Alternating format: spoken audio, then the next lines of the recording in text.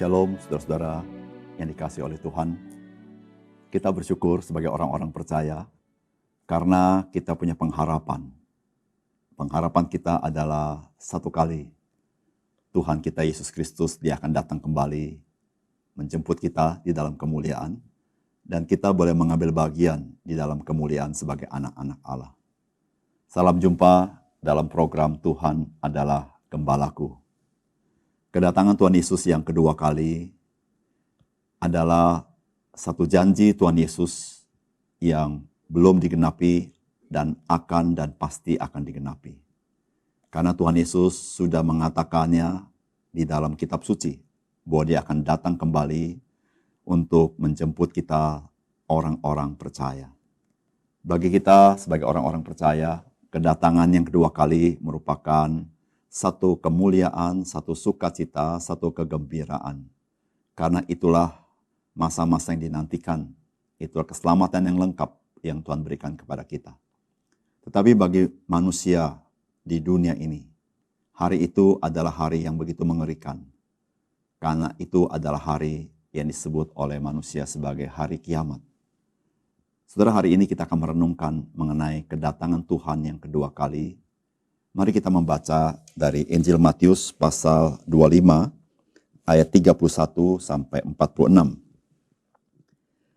Apabila Anak Manusia datang dalam kemuliaannya dan semua malaikat bersama-sama dengan Dia, maka Ia akan bersemayam di atas tahta kemuliaannya.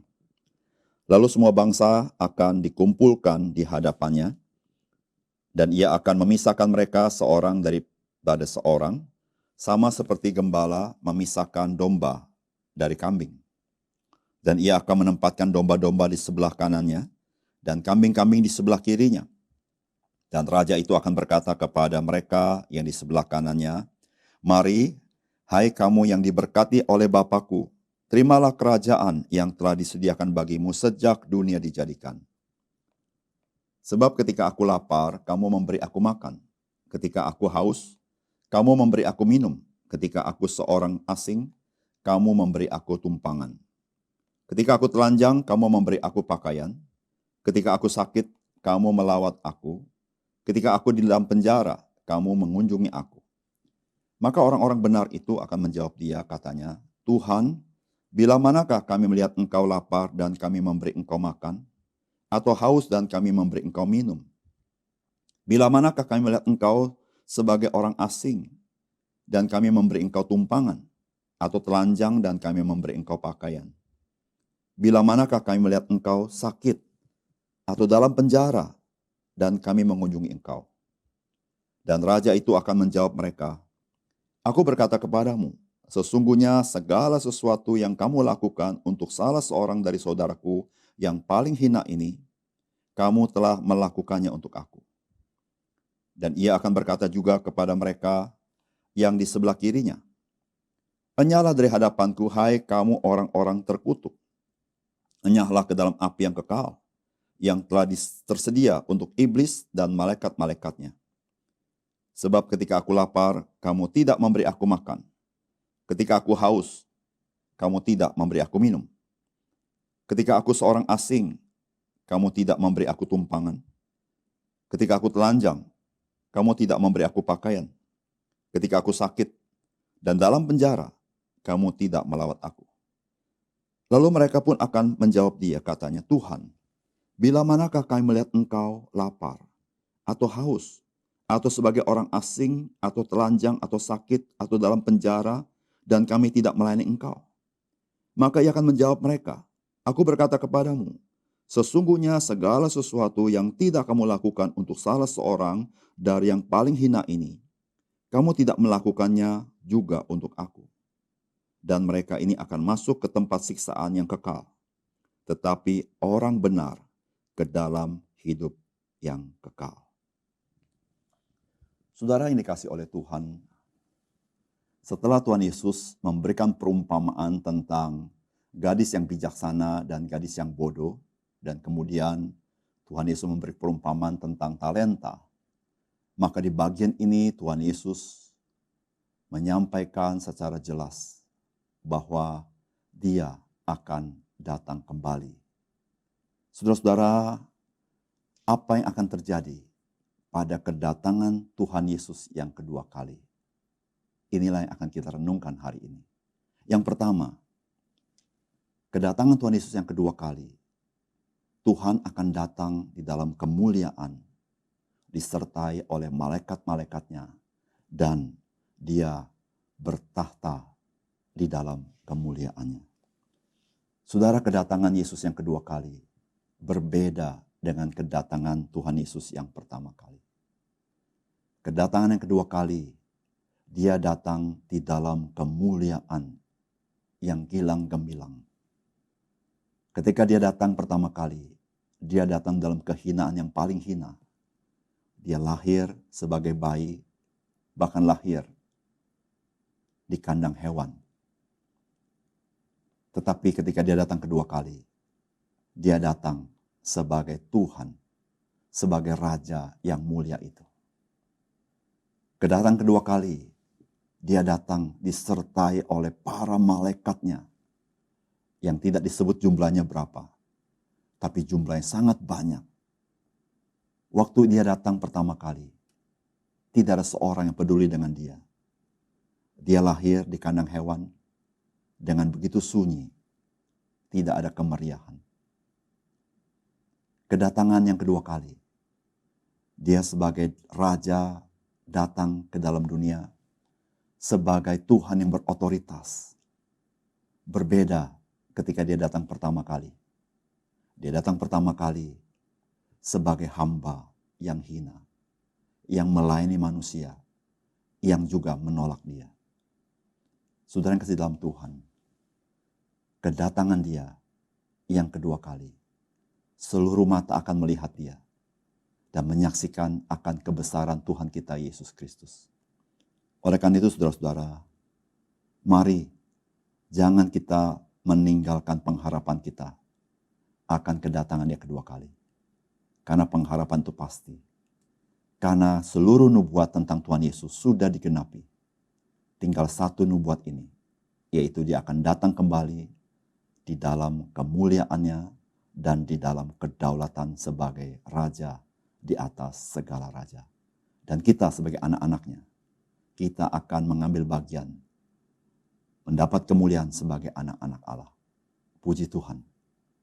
Yang kedua, saudara-saudara, saudara firman Tuhan hari ini memberikan pesan kepada kita bahwa kedatangan Tuhan Yesus yang kedua kali adalah untuk menghakimi semua bangsa di muka bumi ini. Saudara-saudara, penghakiman dilakukan kepada seluruh bangsa atas perbuatan-perbuatan mereka.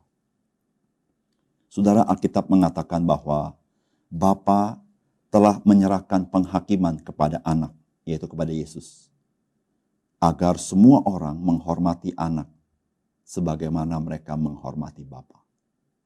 Saudara, kedatangan Yesus Kristus sebagai hakim memberitahukan kepada kita bahwa sesungguhnya Yesus Kristus adalah Allah.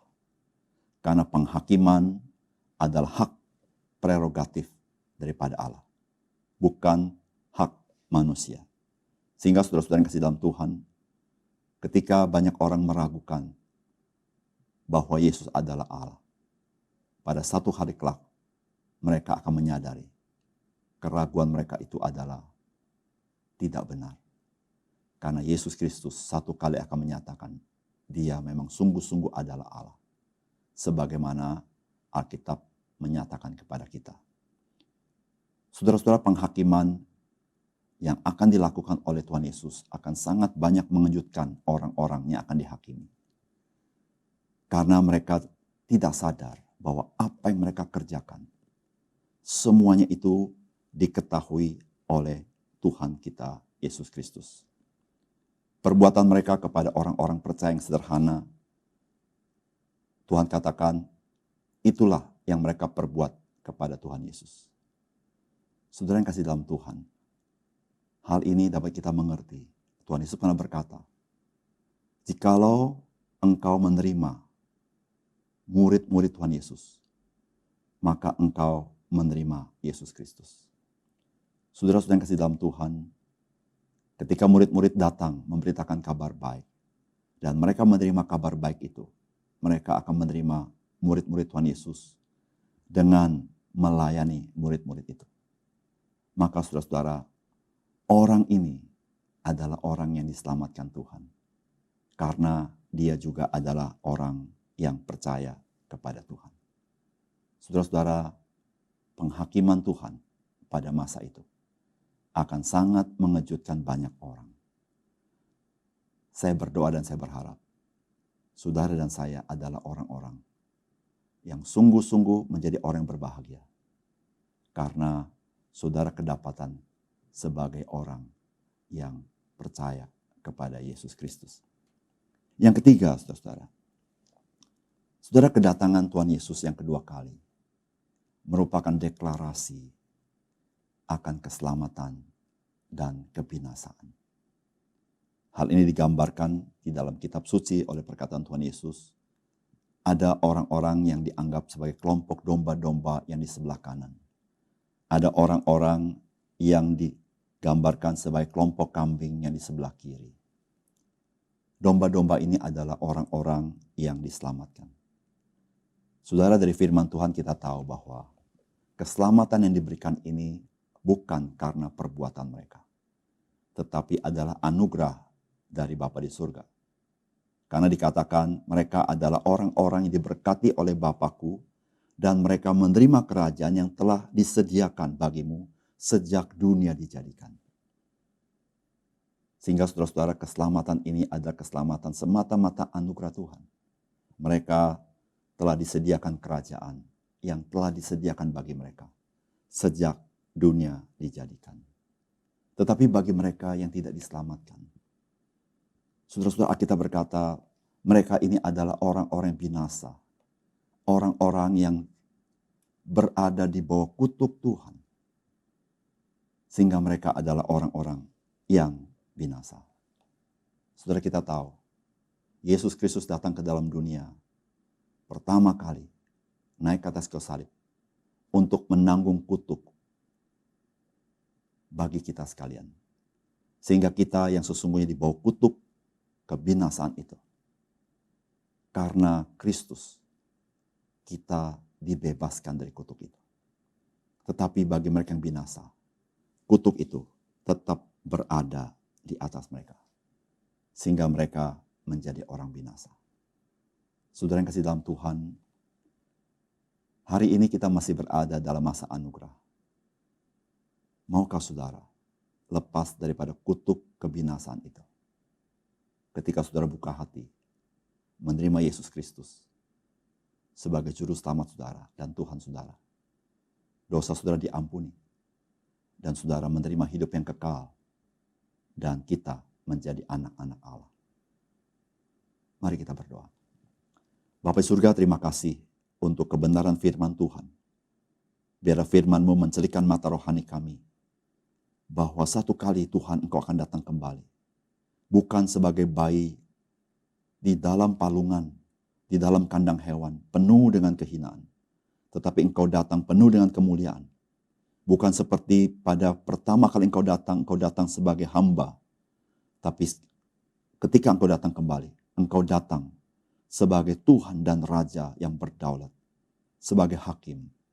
Oleh karena itu Tuhan, di masa anugerah ini, biarlah kami mengambil kesempatan untuk mengenal Engkau, percaya kepadamu. Dan kami yang percaya kepada Engkau, kami dikuatkan di dalam setiap pergumulan kami. Kami punya pengharapan yang pasti. Tuhan, Engkau akan datang kembali dan memberikan kami kemuliaan sebagai anak-anak Allah. Ya Tuhan, biarlah hari ini kami menjadi orang-orang Kristen yang hidup dalam pengharapan, yang tidak pernah putus asa di dalam segala pergumulan kami. Karena Tuhan, Engkaulah yang memiliki hidup kami. Terima kasih untuk firman-Mu. Dalam nama Tuhan Yesus kami berdoa. Amin.